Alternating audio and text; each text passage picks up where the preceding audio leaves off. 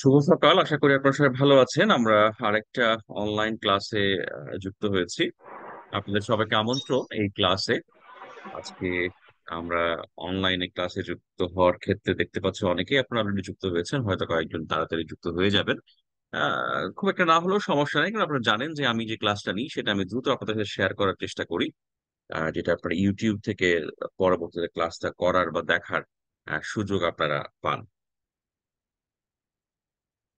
আমরা গতদিন আলোচনায় ছোট্ট একটা টপিক শুরু করেছিলাম, যে টপিকের নাম হচ্ছে আপনার, আমরা কিন্তু অ্যাডভান্স রিপোর্টিং এর কোর্স করছি, এটা হলো একটা ছিল হচ্ছে ব্যাখ্যামূলক প্রতিবেদন, যাকে আমরা বলছি ইন্টারপ্রিটেটিভ রিপোর্টিং। হ্যাঁ, এখানে আমরা বলছি ব্যাখ্যামূলক প্রতিবেদন। তো ব্যাখ্যামূলক প্রতিবেদনটা আলোচনাটা শুরু করার আগে আমি আপনাদেরকে ছোট্ট একটা বিষয় বলি।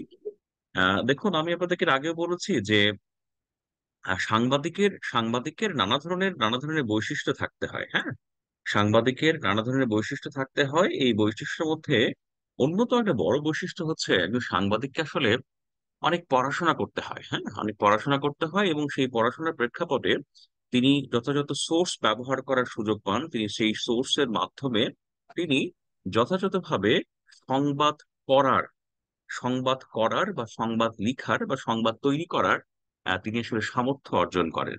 তো এই সামর্থ্য অর্জন করার ক্ষেত্রে উম পড়াশোনা করা বা যথাযথ বই পড়াশোনা করাটা আসলে খুব যুক্তিযুক্ত বিষয়।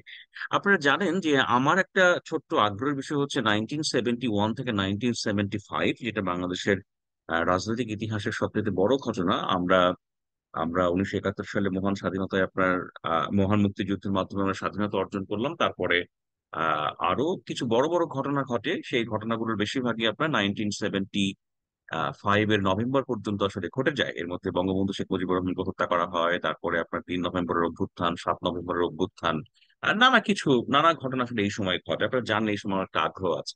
তো আমি আপনাকে এই কথাটা কেন বলছি, যে ধরেন আমার আগ্রহ এই জায়গায়, আপনাদের আগ্রহ ভিন্ন জায়গায় হতে পারে। একজন প্রতিবেদকের আগ্রহ আসলে বহুমুখী হওয়া প্রয়োজন। তো আমি আসলে যে কারণে এই প্রসঙ্গটা অবতারণা আপনাদের সামনে করলাম, যে ওই যে বললাম যে একটু সাংবাদিককে পড়ুয়া হতে হয়, পড়তে হয়, নানা অ্যাঙ্গেল জানতে হয়। হ্যাঁ, যার মাধ্যমে তিনি আসলে একটা বিষয়ে প্রতিবেদন তৈরি করার জন্য তিনি আসলে বিশেষ সামর্থ্য অর্জন করেন। আমি একটা বই আপনাদেরকে ছোট্ট করে দেখাই। আপনারা একটা বই দেখতে পাচ্ছেন আমার কাছে? ওকে, আমি যদি ভেতরটা আপনাদেরকে ভালো করে দেখাই, এই বইটার নাম হচ্ছে আপনার আহ বঙ্গভবনে 5 বছর। এই বইটি লিখেছেন মাহবুব তালুকদার। আপনারা জানেন এই ভদ্রলোক গত যে নির্বাচন কমিশন, সেই নির্বাচন কমিশনে একজন কমিশনার ছিলেন। হ্যাঁ, এবং তিনি একজন সাহিত্যিক। তিনি একজন সরকারি কর্মচারী ছিলেন, সরকারি আমলা ছিলেন। তো এই ভদ্রলোক আসলে উম আহ যে বইটা লিখেছেন, এই বইটা আসলে 1971 এর পর, অর্থাৎ দেশ স্বাধীন হওয়ার পরে, 75-এর 15ই আগস্ট, তারপরে আপনার তার আগে হচ্ছে আপনার সংবিধানের কিছু বড় সংশোধন, তারপরে হচ্ছে আপনার 15ই আগস্ট, 3 নভেম্বর, 7 নভেম্বর, এই যে ঘটনা প্রবাহ, আপনারা জানেন এই ঘটনা প্রবাহের একটা বড় বড় জায়গা ছিল, বা বড় আহ ঘটনা প্রবাহের আপনার কেন্দ্রবিন্দু ছিল হচ্ছে বঙ্গভবন। বঙ্গভবন কি, বঙ্গভবন সবাই জানেন যে বাংলাদেশে দুটো ভবন আছে, বঙ্গভবন এবং গণভবন। বঙ্গভবন হচ্ছে যে রাষ্ট্রপতির বাসস্থান। মানে অবশ্যই ডেফিনেটলি আমাদের রাষ্ট্রপতির বাসস্থান, রাষ্ট্রপতির অফিস, ডেফিনেটলি আমাদের আমাদের রাষ্ট্রযন্ত্রের অত্যন্ত গুরুত্বপূর্ণ একটা একটা অর্গান। এই ভদ্রলোক ওই সময় আপনার চাকরি করতেন হচ্ছে বঙ্গভবন। তো তিনি, তার চোখের সামনে অনেকগুলো ঘটনা ঘটেছে, এবং সেই ঘটনাগুলোর খুব প্রাঞ্জল বর্ণনা এই বইটার মধ্যে আছে। আমি এখন আসলে খুব মনোযোগ দিয়ে এই বইটা পড়ছি। এখন এই বইটা আমি পড়ার পরে যে জিনিসটা আমার ইনসাইটসটা তৈরি হচ্ছে, যেহেতু তিনি বঙ্গভবনের ভেতর থেকে তিনি পড়াশোনা, তিনি দেখেছেন, তার অ্যানালাইসিস তুলে ধরেছেন, তার একটা খুবই খুবই গুরুত্বপূর্ণ ইনসাইটস এই ঘটনার প্রবাহ নিয়ে, যেটা আপনার এই এই গ্রন্থে প্রতিফলিত হয়েছে। তো আমি আপনাদেরকে বলবো যে দেখুন, আহ আহ, আপনি আপনি প্রতিবেদন তৈরি করার ক্ষেত্রে আপনি ব্যাখ্যামূলক প্রতিবেদন তৈরি করুন, আপনি অনুসন্ধানী প্রতিবেদন তৈরি করুন, ইভেন আপনি একটা ঘটনা ভালো করে জানুন।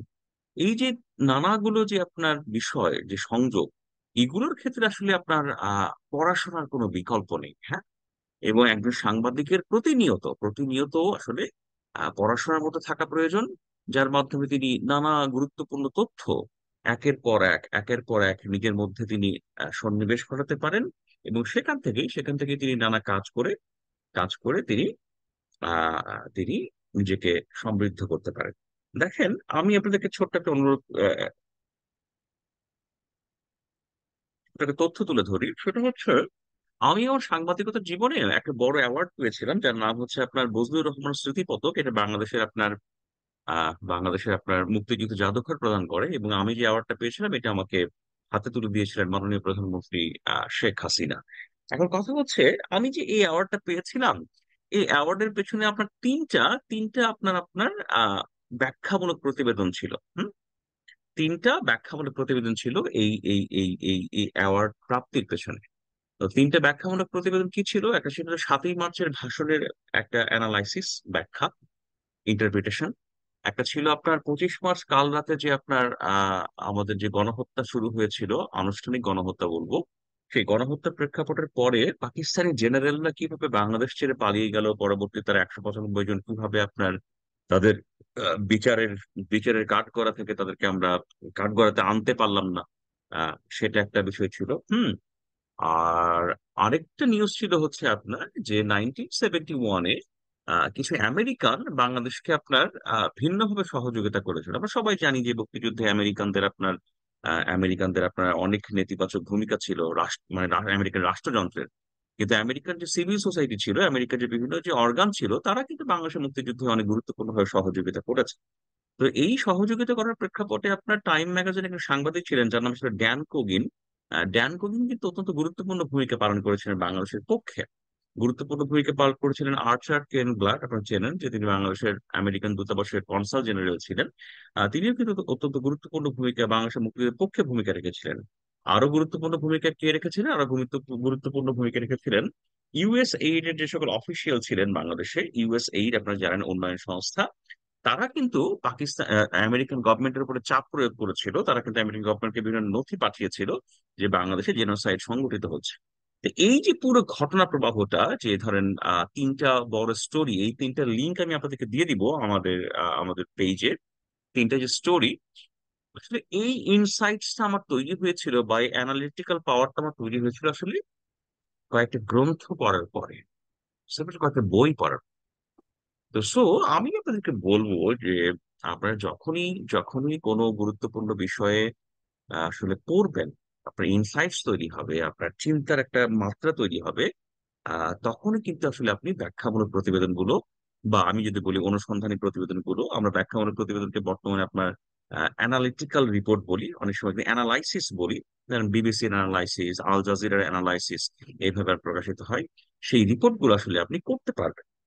তো এইটা ছিল আলোচনার প্রারম্ভিক আমি একটু ভেতরের দিকে যাই। আমি একটা আমি একটা স্লাইড আপনাদের শেয়ার করি। আপনারা কি একটা স্লাইড দেখতে পাচ্ছেন? জি স্যার, দেখতে পাচ্ছি। ওকে।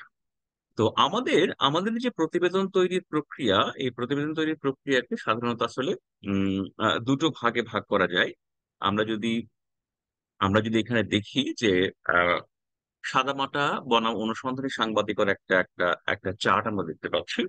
এই চার্টটি আসলে পিআইবি থেকে প্রকাশিত একটা গ্রন্থ থেকে নেয়া। সেখানে আমার তিনজন শ্রদ্ধেয় শিক্ষক, অধ্যাপক রুবায়েত ফেরদৌস, অধ্যাপক অধ্যাপক স্যার এখন অধ্যাপক হননি, সহযোগী অধ্যাপক সাইফুল আলম চৌধুরী এবং সহযোগী অধ্যাপক সাইফুল হক, তারা তিনজনে মিলে একটা টিআইবির জন্য একটা প্রকাশনায় কাজ করেছিলেন। সেই প্রকাশনার ভেতর থেকে এটা নেয়া।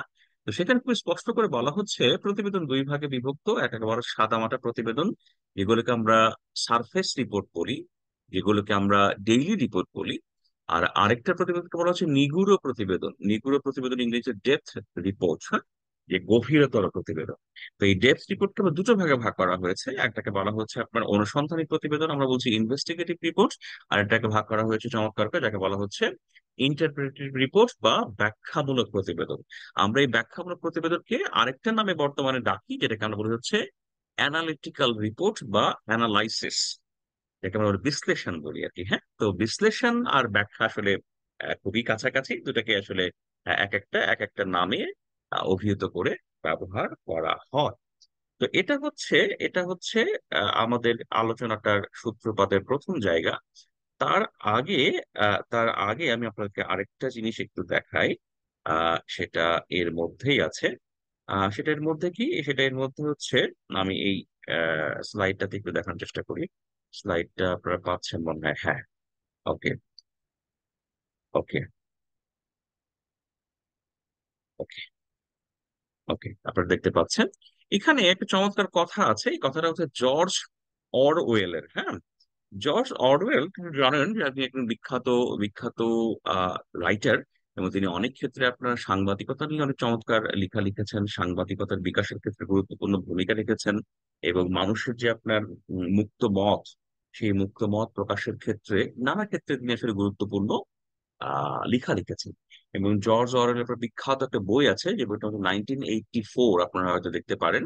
এই যে আমরা যে অনেক সময় বলি না যে একে অপরকে আপনার কি বলে, যে নজরদারি করে আর কি, হ্যাঁ। সেই নজরদারি করার ক্ষেত্রে যে আপনার বলা হয় যে বিগ ব্রাদার ওয়াচিং ইউ, হ্যাঁ, বড় ভাই তোমাকে দেখছে, হ্যাঁ। এই বিগ ব্রাদার ওয়াচিং ইউ, এই কথাটা আপনার আহ, স্রষ্টা হচ্ছে আপনার জর্জ অরওয়েল। তো জর্জ ওর একটা চমৎকার কথা বলেছেন, তিনি বলছেন এরকম: সাংবাদিকতা হলো এমন কিছু প্রকাশ করা যা অন্য কেউ প্রকাশ করতে চাইবে না, বাকি সব জনসংযোগ।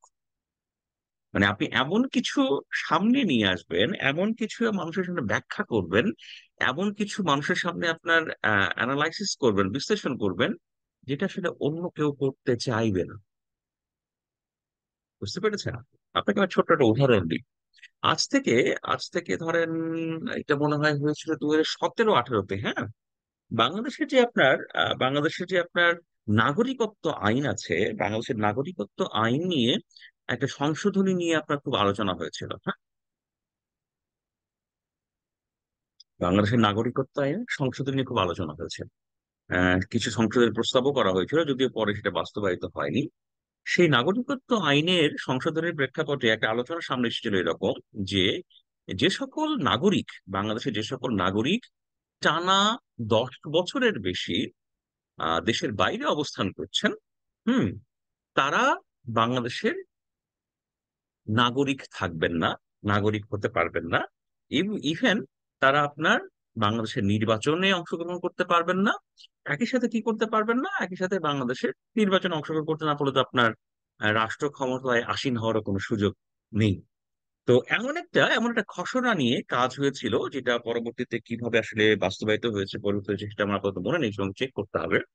তো তখন তখন কিছু পত্রপত্রিকায় রিপোর্ট হয়েছে যে এই আইনটার লক্ষ্য কি। যেমন ধরেন সাদামাটা একটা খসড়া গভর্নমেন্ট তৈরি করেছে, যে কি, যে টানা 10 বছর, এবং 10 বছরের মধ্যে যারা আপনার কখনো দেশে আসেনি, তারা টানা 10 বছর দেশের বাইরে অবস্থান করছেন, বা তার একটু বেশি সময় দেশের বাইরে অবস্থান করছেন, তারা আর বাংলাদেশের নাগরিক থাকবেন না। একদম সাদামাটা আপনার আহ আহ প্রতিবেদন।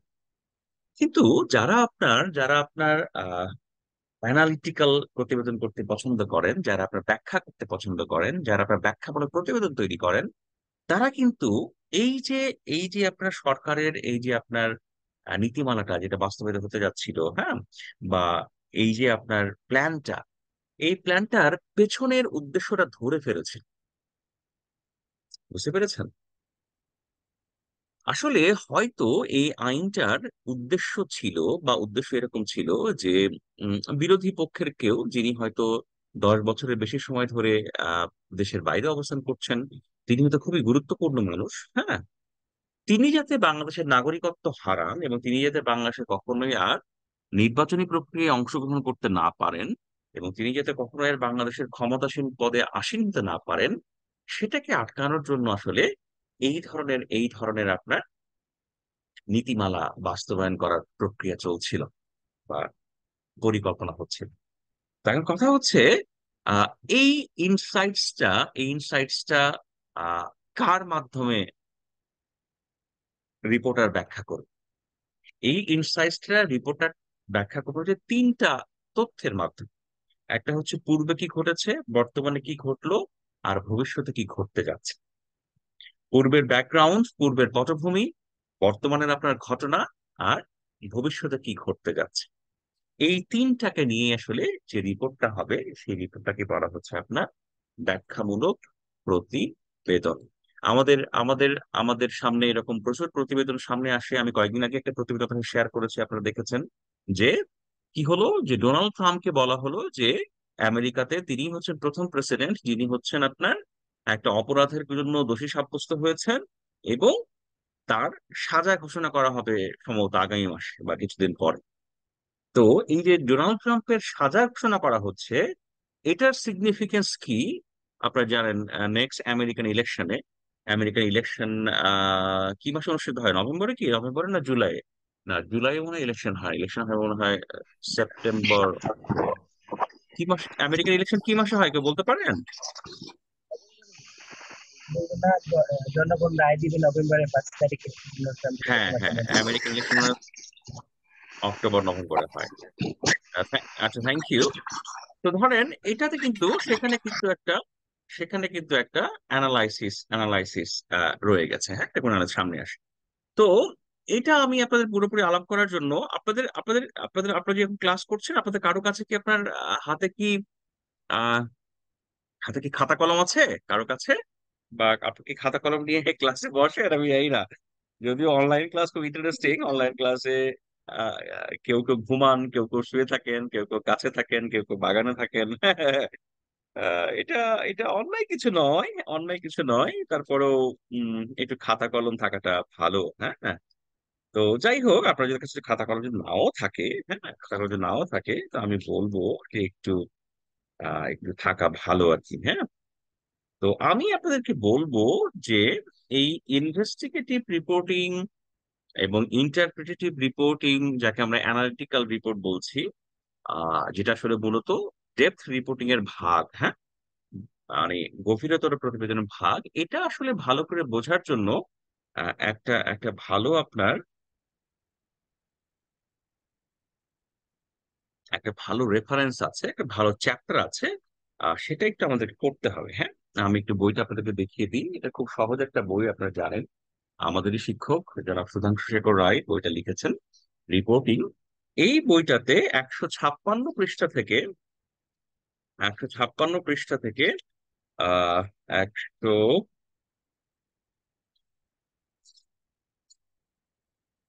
হ্যাঁ, 156 পৃষ্ঠা থেকে এই চ্যাপ্টারটা একটু বড়। হ্যাঁ, বড়।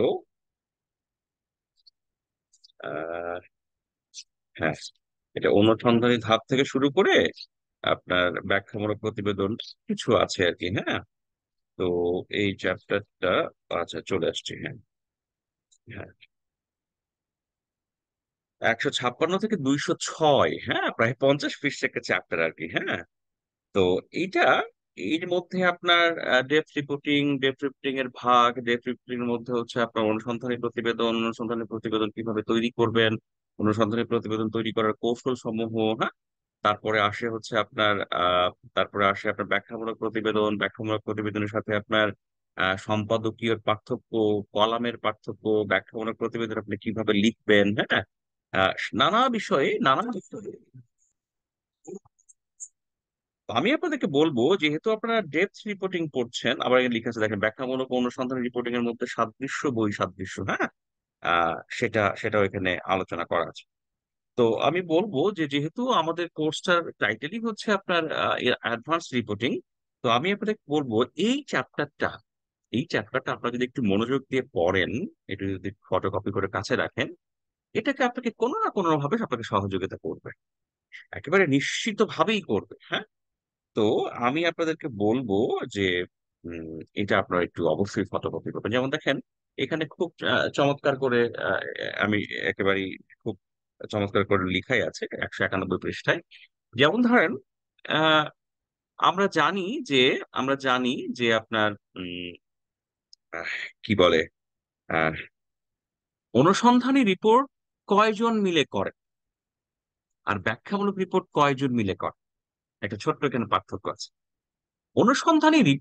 একটা রিপোর্ট অনেকে মিলে একসাথে কাজ করতে পারেন। হ্যাঁ, অনুসন্ধানী রিপোর্টিং এ আহ অনেক ব্যক্তি মিলে একসাথে একসাথে আসলে কাজ করতে পারেন। বুঝতে পেরেছেন? কিন্তু বলা হচ্ছে ব্যাখ্যামূলক রিপোর্টে, ব্যাখ্যামূলক রিপোর্টে ব্যাখ্যামূলক রিপোর্ট আসলে করবেন আহ একজন ব্যক্তি, হ্যাঁ? একজন ব্যক্তি আসলে ব্যাখ্যামূলক রিপোর্টিং এ আপনার আহ রিপোর্ট তৈরি করবেন। আপনার কি আমাকে দেখতে, আমার আমার স্ক্রিনটা দেখতে পাচ্ছেন? আপনার কি আমার জি আমার স্যার। জি স্যার। ও ল্যাপটপের স্ক্রিনে দেখতে পাচ্ছেন? আমার দুই ছেলেকে দেখতে পাচ্ছেন, হ্যাঁ। ওরা ওরা ওরা ওরা দেশে আসবে, হ্যাঁ। ওরা they are getting ready to coming Bangladesh. Okay. আমি কই গেল ব্যাখ্যামূলক রিপোর্টটা সেদিন আপনাদেরকে দিলাম। হ্যাঁ, কিছু এসিটাও বলবেন? দেখা যাচ্ছে। হ্যাঁ, এসিটাও দেখা যাচ্ছে সুন্দরভাবে। কি দেখা যাচ্ছে? Air conditioner.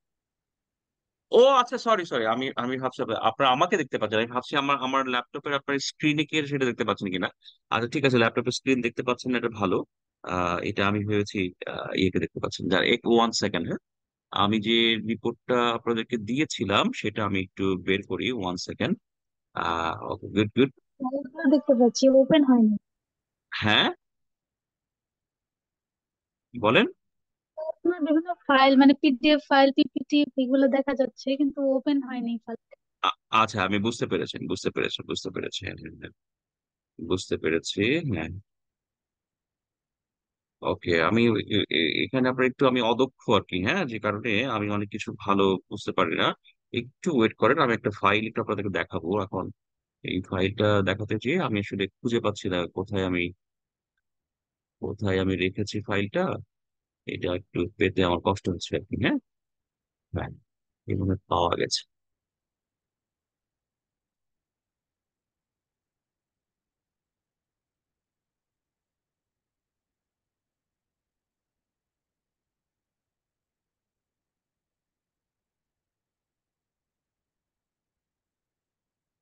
এই যে দেখেন, বিবিসির বিশ্লেষণের একটা রিপোর্ট এখানে আছে, ঠিক আছে।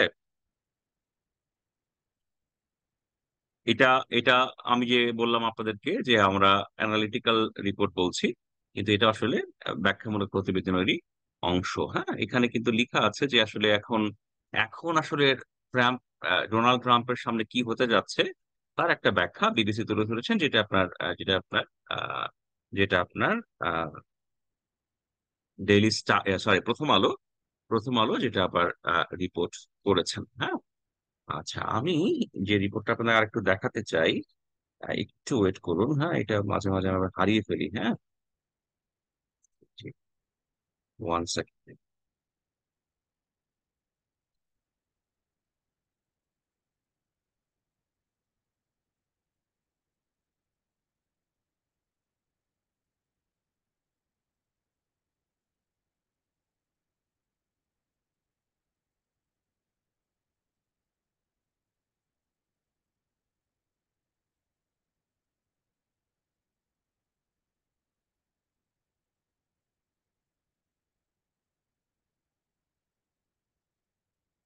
একটু এক মিনিট, হ্যাঁ। আমি আবার হারিয়ে ফেলেছি, হ্যাঁ। যে আপনাদেরকে হাতেও দেখাতে পারতাম পত্রিকার, কিন্তু ওটা আসলে আসলে ভালো দেখায় না। যে কারণে আমি আপনাদের একটা পত্রিকার কপি দেখানোর চেষ্টা করছি, যার মাধ্যমে হয়তো আপনারা আপনারা ভালো করে দেখতে পারবেন। আমি বারবার বারবার হারিয়ে ফেলছি।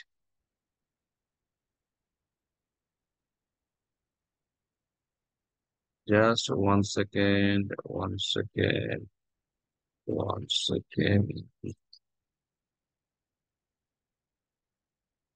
আপনাদেরকে আমি ওই রিপোর্টটাকে দিয়েছিলাম, ওই যে। জি স্যার, হ্যাঁ, আপনি চাইলে আমাদের গ্রুপটা গিয়ে হচ্ছে ওইখানে দেখাতে পারেন। হ্যাঁ, স্যার ওই স্ক্রিন শেয়ার করে হচ্ছে মানে আমাদের ওই অ্যাডভান্স রিপোর্টিং যে গ্রুপটা, ওই গ্রুপে গেলে হচ্ছে আহ, হ্যাঁ, হ্যাঁ, সব- হ্যাঁ, এই যে পেয়েছি, হ্যাঁ পেয়েছি, সরি সরি সরি, হ্যাঁ। এখন কি দেখতে পাচ্ছেন? এটা তো স্যার বেনজিন জি স্যার। কিভাবে সবার চোখ এড়িয়ে গেল আচ্ছা, সামনে থেকে। আপনারা একটু দেখতে পাচ্ছেন যে বেনজিররা কিভাবে সবার চোখ এড়িয়ে দেশ ছাড়েন। এবং এটার রিপোর্টিং এর টাইটেল বলা হচ্ছে বিশ্লেষণ, হ্যাঁ বিশ্লেষণ, যাকে আমরা বলছি অ্যানালাইসিস, হ্যাঁ অ্যানালিটিক্যাল রিপোর্ট। এবং রিপোর্টটা তিনি করেছেন, তার নাম রাজীব আহমেদ। এই যে দেখেন রাজীব আহমেদের পাশে নাম লেখা আছে। এবং রাজীব আহমেদ হচ্ছে আমার ব্যাচমেট, হ্যাঁ আমরা একসাথে পড়াশোনা করেছি। এই যে আপনারা যখন বন্ধুরা একসাথে পড়াশোনা করেন, বিভিন্ন জায়গায় আপনারা ঘুরতে যান, আমরাও একসাথে বড় হয়েছি। তো রাজীব হচ্ছে আমার ব্যাচমেট আর কি, হ্যাঁ। তো দেখেন, অ্যানালিটিক্যাল রিপোর্ট বা ইন্টারপ্রিটেটিভ রিপোর্ট, এই রিপোর্টটা একজনই করেন, এটা হয় রাজীব আহমেদ করেছেন। কিন্তু অনুসন্ধানী সাংবাদিকতাটা, অনুসন্ধানটা আপনার কয়েকজন মিলেও হতে পারে, যে কথাটি এই বইয়ে চমৎকার করে লেখা আছে, হ্যাঁ। তো আমি আপনাদেরকে বলবো এটা আপনারা একটু চমৎকার করে পড়বেন, পুরোটাই পড়বেন, হ্যাঁ। আপনি যদি এই রিপোর্টটা, আমি জানি না এই রিপোর্ট আপনারা পড়েছেন কিনা, এই রিপোর্টটা আমি আপনাদেরকে দিয়ে রেখেছি, আপনাদের আপনাদের গ্রুপেও থাকার কথা, আমি এটা দিয়েছি কিনা জানি না, কিন্তু এটা আপনাদের পড়া উচিত, হ্যাঁ। এটা আপনার 3 তারিখে, অর্থাৎ জুন মাসের 3 তারিখে এই রিপোর্টটা হয়েছে প্রথম আলোতে। এটা একটা অ্যানালাইসিস, বিশ্লেষণ। এটা যদি আপনাদেরকে না দিয়ে থাকি, এটা আমি আপনাদেরকে একটু পরেই পোস্ট করে দিব আর কি, হ্যাঁ। আচ্ছা, আমি ওই যে বলছিলাম আপনাদেরকে যে আপনারা যদি একটু খাতা কলম কাছে রাখেন, কারণ ইনভেস্ট ব্যাখ্যামূলক প্রতিবেদনের একটা চমৎকার কথা আছে, যে কথাটা একটু আপনাদের লিখতে হবে, হ্যাঁ। আচ্ছা, এই কথাটা কে বলেছেন? এই কথাটা যিনি বলেছেন তার নাম হচ্ছে জেমস রস্কো ড্রামন্ড, হ্যাঁ।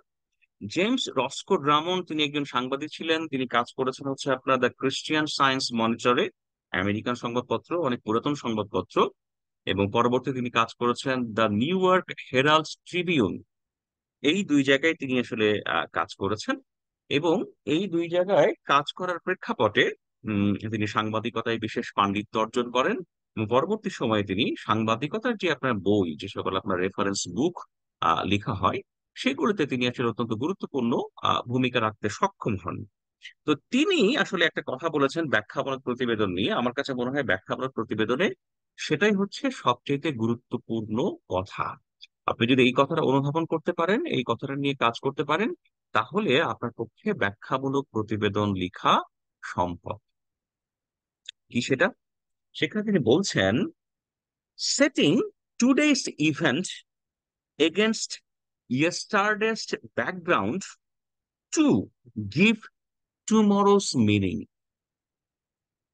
আমি আবারও বলছি আপনাদের জন্য, setting today's event against yesterday's background to give tomorrow's meaning. That is all about interpretative reporting, ব্যাখ্যামূলক প্রতিবেদন। ওই যে আমি আপনাদেরকে বললাম যে আজকের ঘটনাটা পুরাতন ঘটনার ব্যাকগ্রাউন্ডের সাথে মিলিয়ে, পুরাতন ঘটনার পটভূমির সাথে মিলিয়ে আগামীতে কি ঘটতে যাচ্ছে, সেটাকে যখন আপনি পত্রিকার পাতায় ব্যাখ্যা করবেন, অ্যানালাইসিস করবেন, আহ বিশ্লেষণ করবেন, সেটাই হচ্ছে আপনার সেটাই হচ্ছে আপনার ব্যাখ্যামূলক প্রতিবেদন। ব্যাখ্যামূলক প্রতিবেদন লেখার ক্ষেত্রে রিপোর্টারের কি প্রয়োজন, রিপোর্টার কিভাবে লিখবে? একজন রিপোর্টারই লিখবে। এবং তিনি কিসের ভিত্তিতে লিখবেন? পুরাতন বিভিন্ন ঘটনার তথ্যপত্র তার সাথে থাকবে, বর্তমানে যে ঘটনা ঘটছে সেই ঘটনার সাথে সেটা লিঙ্ক আপ হবে, সংশ্লিষ্ট লিঙ্ক আপ হবে। তারপরে ভবিষ্যতে কি ঘটতে যাচ্ছে সেটাকে অ্যাড্রেস করে অ্যাড্রেস করে তিনি আসলে তিনি আসলে তার প্রতিবেদনটা তৈরি করবেন। This is all about interpretative or analytical news reporting. আপনারা রাজীব আহমেদের আপনার যে রিপোর্টটা দেখবেন, যে বেনজিররা, অর্থাৎ যারা হচ্ছে বাংলাদেশ রাষ্ট্রের এরকম বিভিন্ন ধরনের প্রভাবশালী এবং যারা বিভিন্ন রকম আর্থিক কেলেঙ্কারি বা অনিয়মের সাথে যুক্ত, তারা কিভাবে বাংলাদেশের সম্পদকে কুক্ষিগত করে দেশ ছেড়ে পালিয়ে যাচ্ছেন, সম্পদ চুরি করে বিভিন্ন ধরনের তহবিল তছরুফ করে দেশ থেকে পালিয়ে যাচ্ছেন, তার একটা বড় বর্ণনা এই রিপোর্টটার মধ্যে আছে। এই রিপোর্টের মধ্যে কি আছে? সবশেষ আপনারা জানেন, পুলিশের আলোচিত আইজি তিনি আপনার পালিয়ে গেছেন। এটা হচ্ছে লাস্ট ঘটনা, একদম রিসেন্ট ঘটনা। সেটার সাথে কি হয়েছে আপনারা জানেন, যে বাংলাদেশের ব্যাংকিং খাতের একজন অনেক কুখ্যাত ব্যক্তি, যার নাম হচ্ছে আহ ভদ্রলোকের নাম কি, নামটা তো ভুলে গেল। আহ আহ বেসিক ব্যাংক, শেখ বাচ্চু, হ্যাঁ, তিনি বাচ্চু সাহেব যে আপনার আইনের আইনের যে আপনার পদক্ষেপ সেগুলোকে পাশ কাটিয়ে কিভাবে দেশ ছেড়ে পালিয়ে গেছেন সেটার আপনার পুরাতন ঘটনা প্রবাহ আছে। আর আগামীতে কি ঘটতে যাচ্ছে তার জন্য কিছু ইন্টারভিউস, কিছু দিক নির্দেশনা, রিপোর্টারি অ্যানালাইসিস, সবকিছু মিলে আপনার এই প্রতিবেদনটা তৈরি হয়েছে। আপনি খেয়াল করে দেখেন বর্তমানের ঘটনা যেটা পেছনের ব্যাকগ্রাউন্ডের সাথে মেলানো হয়েছে, পেছনের ব্যাকগ্রাউন্ডের সাথে আপনার মিক্স করা হয়েছে, এবং ভবিষ্যৎকে নির্দেশ করা হয়েছে, সেইটা নিয়ে আপনার এই প্রতিবেদনটা তৈরি করা হয়েছে। এবং এটা অল অ্যাবাউট, আমি লাইনটা আবারও বলছি, setting today's event against yesterday's background to give tomorrow's meaning. বুঝতে পেরেছেন? এটাকে বলা হচ্ছে ব্যাখ্যামূলক প্রতিবেদন। আমি আরেকটা ব্যাখ্যামূলক প্রতিবেদন আপনাকে দিয়ে দিব। এই ব্যাখ্যামূলক প্রতিবেদন বেশিরভাগ ক্ষেত্রে রাজনৈতিক ক্ষেত্রে হয়, বিভিন্ন ক্ষেত্রে অর্থনৈতিক ক্ষেত্রে হয়, যে আগামীতে কি ঘটতে যাচ্ছে সেগুলো আপনার দিক নির্দেশনা থাকে। যেমন দেখেন 2000 চব্বিশের ইলেকশনের আগে, হ্যাঁ, চব্বিশের ইলেকশনের আগে যখন আপনার রাজনৈতিক নানাভাবে আপনার টানাপোড়েন চলছে, নির্বাচন কিভাবে হবে সেটা নিয়ে আলোচনা চলছে, সেখানে কিন্তু প্রথম আলো স্পষ্ট করে আপনার একটা ব্যাখ্যামূলক বা বিশ্লেষণী রিপোর্ট তারা প্রকাশ করেছে যে এবারও এবারও একতরফা নির্বাচন হতে যাচ্ছে। আপনারা জানেন যে আমরা গণতান্ত্রিক রাষ্ট্র ব্যবস্থায় যে পরপর আহ, দুইটা আপনার বড় রাজনৈতিক জোটের যে হাড্ডাহাড্ডি গেল নির্বাচন, সেই নির্বাচনটা কিন্তু গত কয়েক বছর ধরে বা কয়েকটা টার্মে কিন্তু আমাদের দেশে অনুপস্থিত, এবং তারই একটা এক্সটেনশন ছিল হচ্ছে লাস্ট যে জাতীয় নির্বাচন সেটা।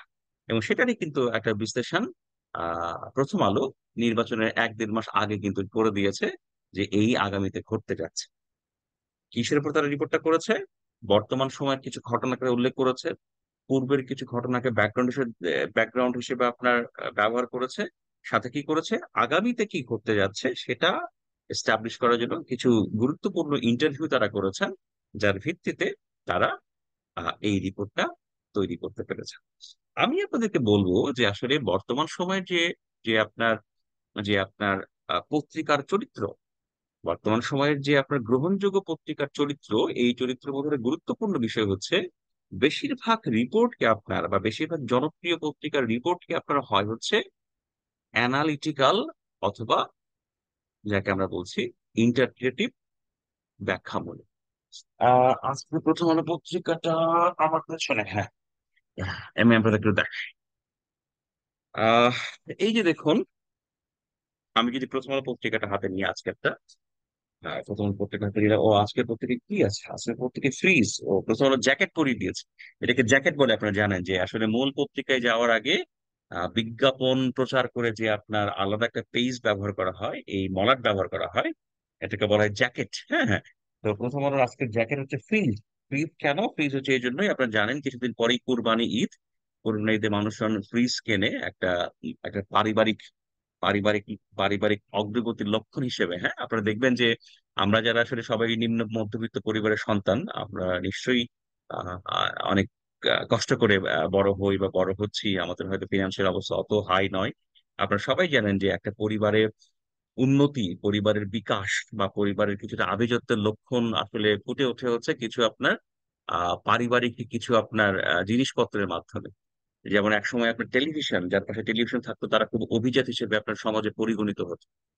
আপনি খেয়াল করে দেখবেন যে যারা আসলে এই 20 বছর আগেও যাদের বাসায় টেলিভিশন থাকতো, তারা একটা পাড়া মহল্লায় বা গ্রামে তারা খুব প্রভাবশালী হিসেবে আপনার পরিচিত হয়ে যেত। তাদের পাশে টেলিভিশন আছে, তারপরে কি দাঁড়ালো, তাদের পাশে রঙিন টেলিভিশন আছে, তারা হচ্ছে খুব সম্পদশালী, প্রভাবশালী। হ্যাঁ, এমন আপনার প্রমাণিত হতো।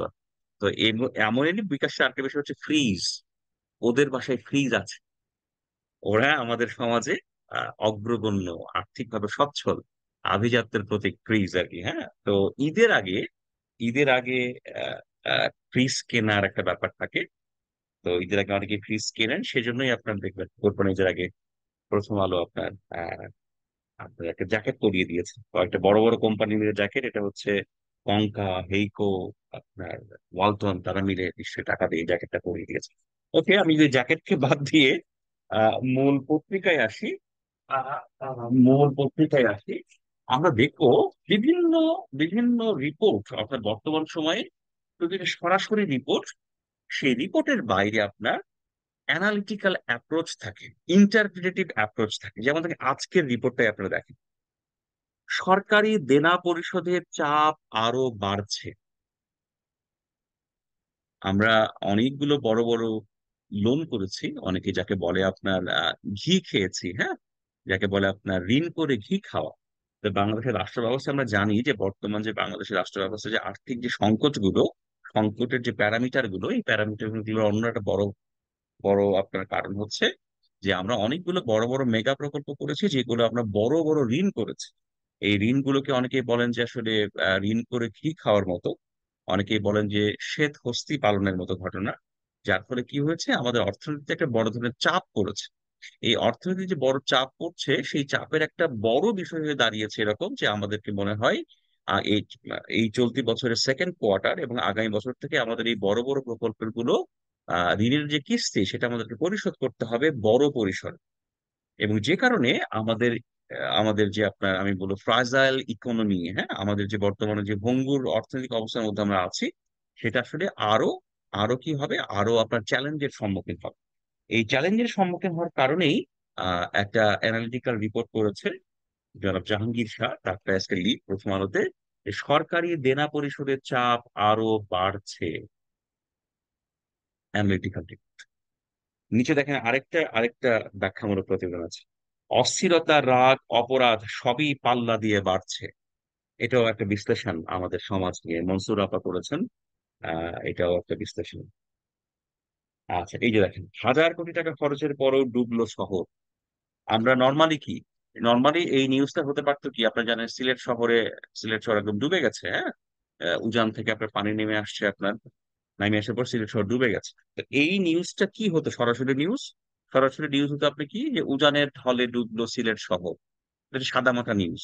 যখন আপনি অ্যানালাইসিস করছেন, যখন আপনি ইন্টারপ্রিটেশন করছেন, তখন আপনি কি পেলেন, যে এই শহরটাকে এই জলাবদ্ধতা আহ থেকে মুক্ত করার জন্য এই শহরটা আপনার নানাভাবে আপনার সংরক্ষিত করার জন্য, শহরের মধ্যে যাতে জলাবদ্ধতা না হয়, ডুবে না যায়, তার জন্য কি করা হয়েছে, 1,000 কোটি টাকা খরচ করা হয়েছে।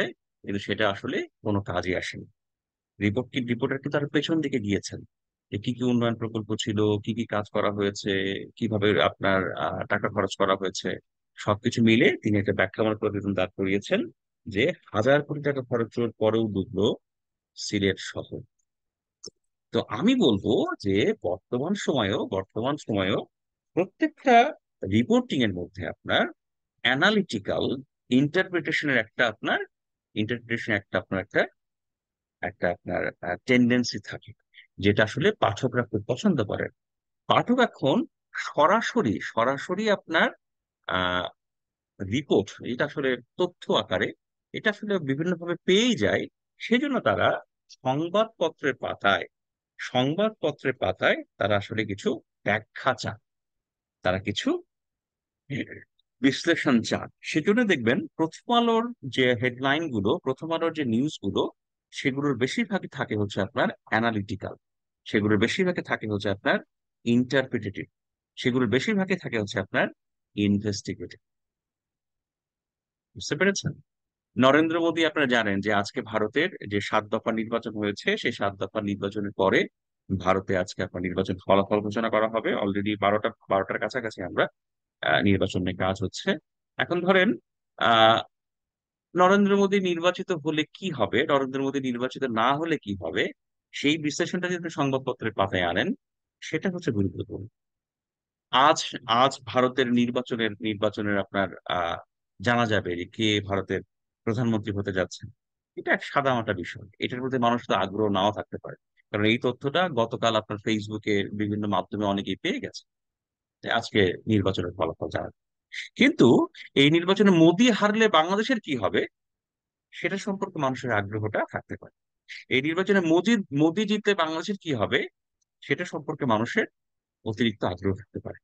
সেই আগ্রহ মেটানোর জন্যই হচ্ছে আপনার ব্যাখ্যামূলক প্রতিবেদন, সেই আগ্রহ পূরণ করার জন্যই হচ্ছে আপনার বিশ্লেষণ, সেই আগ্রহ পূরণ করার জন্যই হচ্ছে আপনার ইনভেস্টিগেশন, যারই প্রতিফলন বিশেষভাবে আপনি এখন প্রথম আলোর পাতায় দেখেন। ঠিক আছে। তো আমরা আমরা আহ আমরা আজকের আলোচনাটা শেষের দিকে, আজকের আলোচনাটা আমি একটু শেষ করতেও চাই। হ্যাঁ, শেষ করতেও চাই। আপনাদের কি বিশেষ কোনো প্রশ্ন আছে বা জিজ্ঞাসা আছে, যেটা একটু শুনে আমি একটু আজকের আলোচনাটা শেষ করতে চাই। হ্যাঁ, কারো কোনো প্রশ্ন স্যার, ঐশ্বর্য? হ্যাঁ, বলেন। এই ব্যাখ্যামূলক প্রতিবেদনটা তো অনেকটাই ওপিনিয়নের মতো মনে হচ্ছে। ডেফিনেটলি কাছাকাছি, ওপিনিয়নের কাছাকাছি, হ্যাঁ কাছাকাছি। কিন্তু স্যার, তাহলে আমরা তো সাংবাদিকতা কিংবা রিপোর্টিং এর ক্ষেত্রে আহ, মানে নিজে বক্তব্য দেয় না সাংবাদিক, কিংবা নিজের ব্যাখ্যা উপস্থাপন করে না, এরকম একটা ব্যাপার ছিল মানে অবজেক্টিভিটি থেকে। শোনেন, এই যে আপনি খুব গুরুত্বপূর্ণ একটা প্রশ্ন করেছেন, যে প্রশ্নটার কথা হচ্ছে যে আমি আমি আমি যে প্রশ্নটাকে সামারি করি, যে স্যার, ব্যাখ্যামূলক প্রতিবেদন কি ব্যাখ্যামূলক প্রতিবেদন কি কলাম, ব্যাখ্যামূলক প্রতিবেদন কি মতামত? রিপোর্টার তো মতামত লিখতে পারে না। অবশ্যই রিপোর্টার মতামত লিখতে পারে না। রিপোর্টার কি করতে পারে? রিপোর্টার হচ্ছে এভিডেন্সের ভিত্তিতে এভিডেন্সের ভিত্তিতে সিদ্ধান্তে আসতে পারে। সেজন্য রিপোর্টারকে কি করতে হয়? রিপোর্টারকে ইন্টারপ্রিটেটিভ রিপোর্ট করার জন্য রিপোর্টারকে নানা তথ্য সূত্রের উপরে নির্ভর করতে হয় হচ্ছে গভীরতর সাক্ষাৎকারের উপর।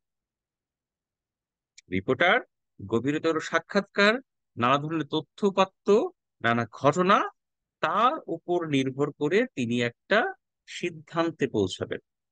আর মতামতে, কলামে, ওপিনিয়নে সেই বাধ্যবাধকতাটুকু নেই। মতামতে আপনি সরাসরি মতামত দিয়ে ফেলতে পারেন। বুঝতে পেরেছেন? তার জন্য আলাদা পেজ আছে, যে পেজের নাম হচ্ছে সম্পাদকীয় বা অভিমত, সেই পেজ। তো আপনি যে প্রশ্নটা করেছেন খুবই যৌক্তিক প্রশ্ন, এবং সেই যৌক্তিক প্রশ্নের আলোচনাটাও এখানে চমৎকার করে দেয়া আছে, যেটা আমিও আপনাদেরকে সামনে তুলে ধরলাম। যে কোনো অবস্থাতেই কোনো অবস্থাতেই আহ ব্যাখ্যামূলক প্রতিবেদন মতামত বা ওপিনিয়ন নয়। ব্যাখ্যামূলক প্রতিবেদনে কি থাকবে? ব্যাখ্যামূলক প্রতিবেদনে নিশ্চিতভাবেই পূর্বের ঘটনা প্রবাহ থাকবে, তথ্যপত্র থাকবে, সাক্ষাৎকার থাকবে, যার উপর ভিত্তি করে তিনি সিদ্ধান্তে পৌঁছাবেন। ঠিক আছে? আপনার অপিনিয়নে, মতামতে তথ্যপত্র থাকতেই পারে, তথ্যপত্র ভিত্তিতে আপনি লিখতে পারেন, কিন্তু ব্যাখ্যামূলক প্রতিবেদনে আপনার কোনো অবস্থাতেই সাক্ষাৎকার থাকবেই, এটা বাধ্যতামূলক নয়। বুঝতে পেরেছেন? ওখানে সাক্ষাৎকারের কোনো বিষয় থাকবে না। হ্যাঁ, কিন্তু ব্যাখ্যামূলক প্রতিবেদনে আপনার সাক্ষাৎকার থাকবে, যেটা অপিনিয়নে থাকবে না। আমি আপনাদেরকে একটা দেখাই এখানে।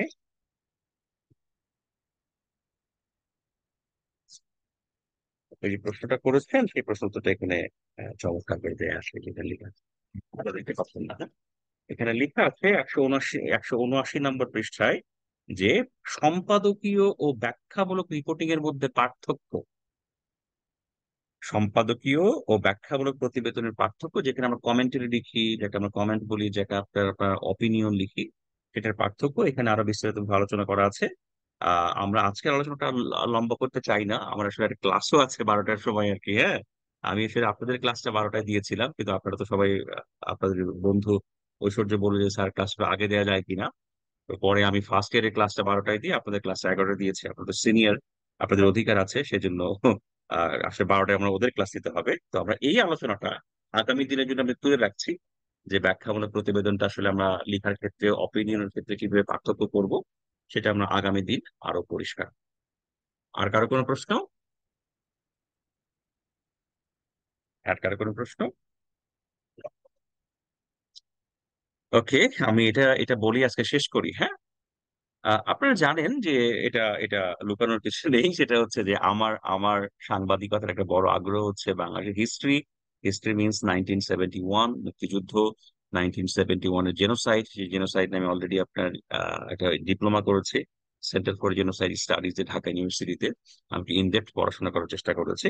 তো এই প্রেক্ষাপটে আমার মনে হয় যে আমাদের সাংবাদিকতা করার একটা বড় জায়গা হতে পারে 1971। এবং সেখানেও আমরা নানা ধরনের ব্যাখ্যামূলক প্রতিবেদন আমরা আমরা করতে পারি। যেমন ধরেন বাংলাদেশের মুক্তিযুদ্ধ নিয়ে এখনো নানা ধরনের আপনার আহ অমীমাংসিত প্রশ্ন আছে, হ্যাঁ, অমীমাংসিত নানা আপনার ঘটনা প্রবাহ আছে। সেগুলোতে আমরা নতুন করে আলো ফেলতে পারি, গভীরতর সাক্ষাৎকারের ভিত্তিতে সেগুলো নিয়ে আমরা কাজ করতে পারি। তো আমি আপনাকে বলেছিলাম এই গভীরতর কাজ করার ক্ষেত্রে আমাদের একটা বড় সোর্স কি হবে? সোর্স হবে আমাদের পড়াশোনা, হ্যাঁ। এই পড়াশোনা করার ক্ষেত্রে একটা একটা বই আপনার সাদা আপনারা দেখতে পাচ্ছেন না, বইটার নাম হচ্ছে জেনোসাইড দে রোট, হ্যাঁ। এটা আমি আপনাকে কিনতে বলেছিলাম, এটা ডেইলি স্টার থেকে প্রকাশিত। ডেইলি স্টারে 1971 নিয়ে যে আপনার অ্যানালিটিক্যাল দুটো রিপোর্ট হয়েছে, ফিচার হয়েছে, সেগুলোর সমন্বয়ে এই বইটা করা। আমার কাছে এটা খুবই ভালো বই মনে হয়। 1971 নিয়ে নানা ধরনের তথ্য উপর একটা রিসোর্সফুল বই মনে হয়। আমি আপনাদেরকে বইটা কিনতে বলেছিলাম, হ্যাঁ। বইটা মাত্র 168 পৃষ্ঠার একটা বই, দামটাও খুব বেশি নয়, মনে হয় 100-150 টাকায় কিনতে পাওয়া যায়, হ্যাঁ। আহ না, 350 টাকা, হয়তো 300 টাকাতে আপনি কিনতে পারবেন। এই বইটা আমি আপনাদেরকে আবারও, আপনারা একটা বই কিনেছেন মধ্যরাতের অশ্বারোহী পড়েছেন, একটু কাঠখোট্টা ভাষা, কিন্তু বইটা অনেক চমৎকার। এই বইটা আপনাদের টেবিলে আছে, হ্যাঁ। তো আমি আপনাদেরকে আরেকবার আরেকবার অনুরোধ করব যে এই কোর্সের পড়াশোনার অংশ হিসেবে আমরা এই বইটা একটু কিনতে পারি কিনা, হ্যাঁ। আমাদের টেবিলে এই দুইটা বই যদি থাকে, আমরা হয়তো আমাদের যে অ্যাডভান্স লেভেলের পড়াশোনা সেগুলোর ক্ষেত্রে আসলে নানাভাবে এগোতে পারি। তো সো আমি আপনাদেরকে বলবো এই বইটা যদি আপনারা একটু কিনে ফেলেন সবাই, যেটা আপনাদের অ্যানালিটিক্যাল রিপোর্ট করতে, ইন্টারপ্রেটিভ রিপোর্ট করতে হেল্প করতে পারে, যেটা আমরা আগামী স্যার ক্লাসে বইটা আর বিস্তারিত একটু আলোচনা দেখি করবো। স্যার। আমি ক্লাসে দেখিয়েছিলাম, আপনারা ভুলে গেছেন। বইটার নাম হচ্ছে genocide we road, genocide, sorry they road, genocide they road. এটা ইনাম আহমেদ এবং সাখাওয়াত লিটন তারা তারা আপনার সম্পাদনা করেছেন, ফরওয়ার্ডেড বাই মাহফুজ আনাম। এটা আসলে ডেইলি স্টারে প্রকাশিত আপনার যে বাংলাদেশের 1971 নিয়ে যে আপনার অ্যানালিটিক্যাল যে রিপোর্ট গুলো, তারই হচ্ছে একটা আপনার সংকলন, হ্যাঁ। সেখানে আমি জি শুরুতেই আপনার স্যার। হ্যাঁ, শুরুতেই ছোট্ট করে বলি, দেখেন ফার্স্ট চ্যাপ্টারে এখানে লেখা আছে যে prelude to genocide, Pakistan army's ascent to power, genocide plot and convince at a dark truth, the blueprint of massacre 1971, who was who। First চ্যাপ্টারে আপনার পাঁচটা চ্যাপ্টার, ফার্স্ট পার্টে আপনার পাঁচটা চ্যাপ্টার আছে। এই পাঁচটা চ্যাপ্টার আপনার আমাদের যে 1971 জেনোসাইডে যে প্রেক্ষাপট কিভাবে তৈরি হয়েছিল তার একটা চমৎকার কয়েকটা রিপোর্ট বা অ্যানালাইসিস এখানে আছে। তো আপনারা জানেন বাংলাদেশের জেনোসাইডের সাথে ডাক শুটিং, ডাক শুটিং মানে হচ্ছে আপনার হাঁস শিকার তত্ত্ব, তার একটা বড় ধরনের যোগ আছে। যেটা হচ্ছে আপনার একটা আহ পাকিস্তানের একটা আপনার শহর, হ্যাঁ, সিন্ধু নদীর তীরে আর কি, হ্যাঁ। যে শহরের নাম কি বলেন তো? এটা আপনার সেটা যেখানে আপনার ছিল ভুট্টোর আপনার জুলফিকার আলী ভুট্টোর আপনার ছিল হচ্ছে তার জমিদার বাড়ি, হ্যাঁ। সেই শহরটার নাম কি? সেই শহরটার নাম হচ্ছে লারকানা, বা লারকানাও বলে, লারাকানাও বলে অনেকে আর কি, হ্যাঁ, লারকান। সেই শহরে আপনার এই ডাক শুটিং প্ল্যানটা হয়েছে। এটা এটার মধ্যে খুব চমৎকার করে আলোচনা করা আছে। তো আমি একটু বলবো এই বইটা যাতে একটু আমাদের কাছে থাকে, হ্যাঁ, আমাদের এটা কাজে লাগতে পারে। তো ঠিক আছে, আজকে আমরা শেষ করি, হ্যাঁ, আজকে আমরা শেষ করি। আপনাদের কি কারো কোনো গুরুত্বপূর্ণ প্রশ্ন বা জিজ্ঞাসা আছে? থাকলে আমাকে এটা বলতে পারেন শেষবারের মতো।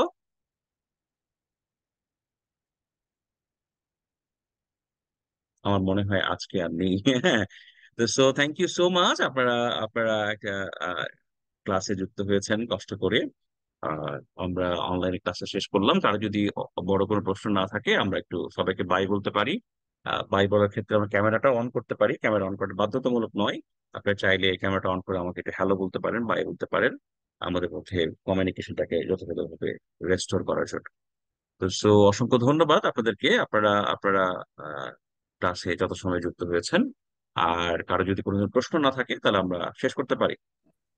কারো স্যার কোনো ক্লাস প্রশ্ন? রেকর্ডটা দিয়ে দিন, আর হচ্ছে মিস ইনফরমেশন ফেক নিউজ ওই ডকুমেন্টস গুলো দিয়ে দিন। জি, দিয়ে দিই। থ্যাংক ইউ আপনি স্যার। আপনি ডকুমেন্টস নিয়ে বিপদে আছেন বোঝা যাচ্ছে আর কি, হ্যাঁ। আর কারো কোনো প্রশ্ন? ওকে, ঠিক আছে, অসংখ্য ধন্যবাদ, আবার আমাদের দেখা হবে। সবার প্রতি কৃতজ্ঞতা, সবাই অনেক ভালো থাকবেন, হ্যাঁ। ওকে, ওকে, আল্লাহ হাফেজ, হ্যাঁ। আপনাদের একটা দিন অনেক অনেক ভালো কাটুক। ঠিক আছে। Thank you sir. এই ওয়েলকাম, ভালো থাকুন সবাই।